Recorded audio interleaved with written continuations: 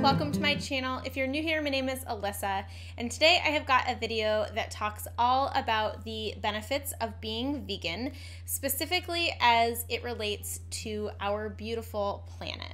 So I'm sure a lot of you have either thought about going plant-based, you might be already following a plant-based or vegan diet, and I'm sure a lot of you know about the health benefits. We've talked about the health benefits before on the channel, and also animal welfare. That's another really high driver for people who are interested or wanting to transition to a plant-based diet. But there's also this huge other space that a plant-based diet benefits, and that is our beautiful Mother Earth. So today's video is dedicated to the many different ways that veganism benefits the environment, and I think we should just go ahead and dive right into our facts.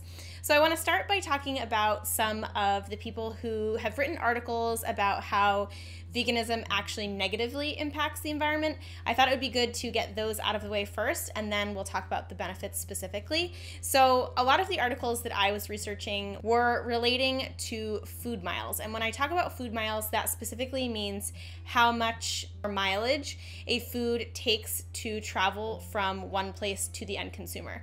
So say you're living in New York City like I am, and I'm going into the grocery store in the dead of February, which is right now, and we aren't able to get fresh raspberries locally. So that would mean if I was going to buy a carton of raspberries, the food miles are how long it took that carton of raspberries to get from where it was grown, which is likely in South America, to my doorstep in New York City. So a lot of people say that people who are following a plant-based diet are consuming more produce that is not local, and actually studies have shown that food miles, as it relates to just food in general, not even just specifically a plant-based diet, is actually not one of the major concerns in terms of how our agriculture system affects the environment. So not to debunk those myths at all, but I would say that those really aren't the things to be focusing on. Yes, it's important. Yes, try to shop as locally and seasonally as you can, but those aren't really having the highest impacts on the environment as some of the things that we're going to talk about today. So now that we have those out of the way, let's go ahead and dive into the actual ways that a plant-based diet or veganism impacts the environment. So number one is greenhouse gas emissions. The UN released a climate report that talked about the rate at which our planet is warming, and that is directly tied to the number or the amount of emissions that are being generated across the globe. So the largest percentage of emissions is attributed to fossil fuels. Everybody kind of focuses on fossil fuels, and then the next kind of level is that a lot of people talk about transportation, so things like gas, transportation from airplanes, trains, basically the whole transportation sector in general. But what's interesting is that animal agriculture actually produces more greenhouse gas emissions than the entire transportation segment combined. So animal agriculture, producing things like cows and pigs and chickens and eggs and milk, that is contributing to 18% of our total global greenhouse gas emissions. Transportation, all of those things combined, cars, trucks, planes, automobiles, trains, everything combined for transportation emissions is only 13%. So if we're really focused on greenhouse gas emissions, we need to think about animal agriculture. The next thing to consider with greenhouse gas emissions is the type of greenhouse gases that are getting emitted by animal agriculture. Yes, it's carbon dioxide, but it's also methane. And methane is actually 20 to 100 times more destructive than carbon dioxide. And cows alone, this is going to shock you, are producing 150 billion pounds of methane every single day. So cows that are grazing across this planet are emitting huge amounts of greenhouse gases every single day. So one of the biggest impacts that we can have individually is by changing our diet, and that will save us huge amounts of emissions every single day. The next thing is to think about land use and deforestation. So as I'm sure many of you know, our world is actually mostly water. So the surface of our world is actually mostly water. Only 30% of the world's surface is land, and 43% of that is dedicated to agriculture. So half of the available land that covers this entire globe is dedicated to not only food, but also agriculture in terms of textiles and things like that. Over 80% is dedicated to our food system. And within that 80%, the majority of it is dedicated to animal agriculture, both directly and indirectly. And by that, I mean it's dedicated to the actual animals grazing, but then there's also all of the land that it takes to feed those animals. So 50% of the agriculture land in the United States alone is dedicated to feeding animals. And then in terms of deforestation, this is really tragic in my mind. I mean, it's all pretty tragic, but this is really tragic in my mind specifically. There are 1 to 2 acres of rainforest cleared every single second on the globe. And there have been over 136 million acres of rainforest destroyed for animal agriculture use. Again, both for grazing animals, but also for feeding animals. So the animal footprint, I guess you can say, on this globe is tremendous. And again, this is one of those things where we're talking about how if we step away from eating animals and focus more on eating plants, we are able to offset that, or we're able to help reduce the demand. And with that, on an individual level, every single day, if you are following a plant-based diet, you are saving 40 square feet of forest every single day. Next is to think about water usage. And like I just said in the last one, most of our land surface, or most of our world's surface, is water. It's nearly 70%, over 70%. But of that 70%, only 3% of it is fresh or drinkable water. So as that relates to the vegan diet, again, we're actually going to talk about the negative implications of using animal proteins in your diet or using animal products in your diet. And beef is actually one of the most highly water intensive products in the market.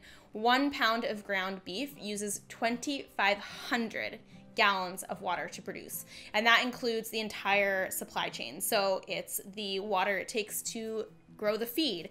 It's the water it takes that the cows are drinking. It's the water it takes in the production process. So on an individual level, if you are to follow a vegan diet every single day, you will be saving over 1,000 gallons of water every single day. So the next thing to think about are our oceans and the health of our oceans.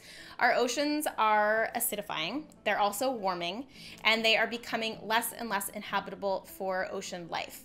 In addition to that, we are overexploiting our oceans. So a lot of people don't really talk about fishing or fish in terms of the negative impacts of animal agriculture, but 3/4 of the world's fish populations are getting overexploited. And within that, there are 90 to 100 million pounds of fish taken out of our oceans every single year. For most species, we are taking more fish out than they can naturally reproduce. So a lot of these species are in grave danger, or they have even gone extinct and we just don't really even realize it.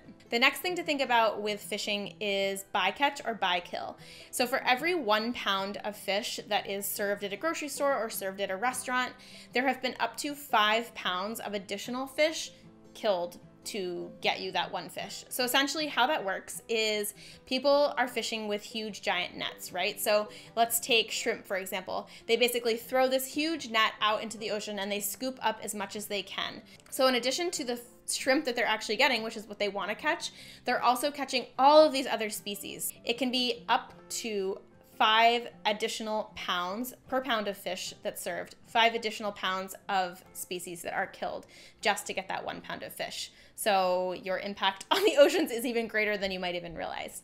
So for me, those are the main things that I feel like a plant-based diet benefits. It's really how you are avoiding all of these negative impacts on the environment by eating plant-based foods. But I do just want to read you a few different stats about a plant-based diet, which might bring this all into perspective and really kind of bring it all home, I guess you could say. And just to let you guys know, I do have a blog post that details all of these different stats. So if you're interested in checking that out, you can find that in the link below.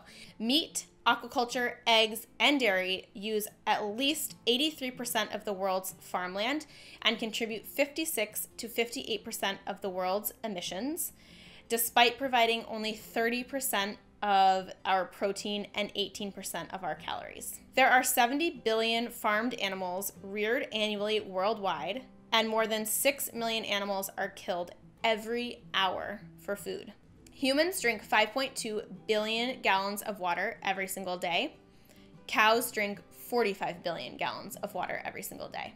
Humans eat 21 billion pounds of food every single day. Cows eat 135 billion pounds of food every single day. And worldwide, at least 50% of the grain that's grown is fed to livestock. And with the amount of grain that we're growing to feed our animals, we could feed a population of over 10 billion people, which is a couple more billion than we have on our planet already. So let's talk about how you as an individual can impact the environment just by the food choices that you are making. Basically, it's all about switching to a plant-based diet. So I've shared some of these stats already, but on an individual basis, if you were to be following a plant-based diet every single day, here's what you would be doing for the environment. You would be saving 1,100 gallons of water. You would be saving 45 pounds of grain. You would be saving 30 square feet of forest. You would be saving 10 pounds of CO2 emissions every single day. And you would be saving at least one animal's life. So I am a huge proponent of a plant-based diet. You guys know that it's something that I really, really believe in. I talk about a lot on this channel. I don't try to preach it. I really just try to be a little bit more educational. So if you are interested in learning more, check out the blog post that I mentioned in the description box. I also recommend a few documentaries in that blog post. So there is a ton more information.